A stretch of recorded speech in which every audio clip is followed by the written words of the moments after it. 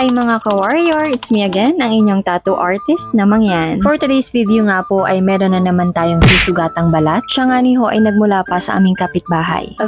Ngayon nga ni Ho ay napakatumal. Kaya naman po tamang budol lamang ako sa aking mga kaibigan at kakilala. So nga ni Ho ay nililinis ko na yung mga gagamitin natin sa pagtatato. Gumamit pala ako dyan mga ka-warrior ng clean wrap para mapanatili natin yung kalinisan. Niready ko na rin yung mga materials na gagamitin at syempre lahat po yan ay nakasanitize na. Sa ganitong klaseng trabaho nga po mga ka-warrior ay kailangan natin ma-maintain yung kalinisan. Kung maaari nga ni Ho, pati ako ay nakabalot na. Abay syempre Ho, para maiwasan natin yung cross-contamination at infection sa skinnivility. Ang gamit ko po pala mga ka-warrior ay Stigma cartridges. I really love those. Ang arte. At sa tattoo machine naman po ay Ambition. Ambisyosa kasi ako. Charot. Diyan nga ni Ho, nilagyan ko siya ng tissue para kumapal. Parang mukha ng isa dyan. Di marunong magbayad ng utang.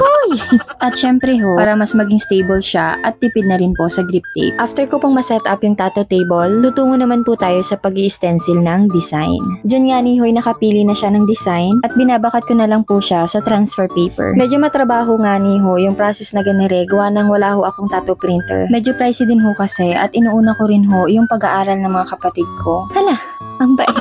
Abay syempre ho, kung kaya namang pagtiisan ay for the go. After ho mag-stencil ay gagamit tayo ng panibagong gloves para ho sa paglilinis ng part na tatatuan. Gumamit lang ho ako ng green soap para mas mabilis nating ma-shave yung balahibo at para na rin ho malinis natin yung part na tatatuan.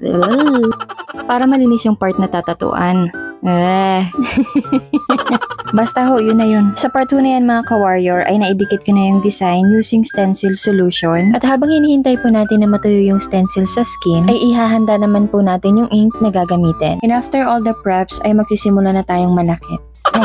Emi lang ho. Abay syempre ho, kailangan din natin kumustahin si client kung siya gay komportable pa sa kanyang tayo or kailangan niyang mag-break. Tinatanong ko rin ho sila kung kaya ba nila yung pain at kung hindi man ho kaya ay hindi man yun pwede. Kaya ginusto mo man yan, tiisin mo ah. Hala, ang attitude. By the way mga ka-warrior, gumamit po pala ako dyan ng Magnum at round liner. Depende rin ho sa technique ng artist kung anong needle ang kanilang gagamitin. May request din ho sa akin si client ng mga iilang detalye at pagkatapos lamang po ng iilang oras ay ito na ang ating naging resulta.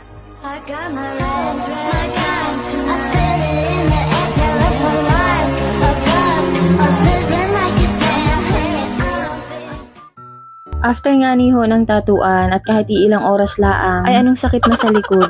Agoy.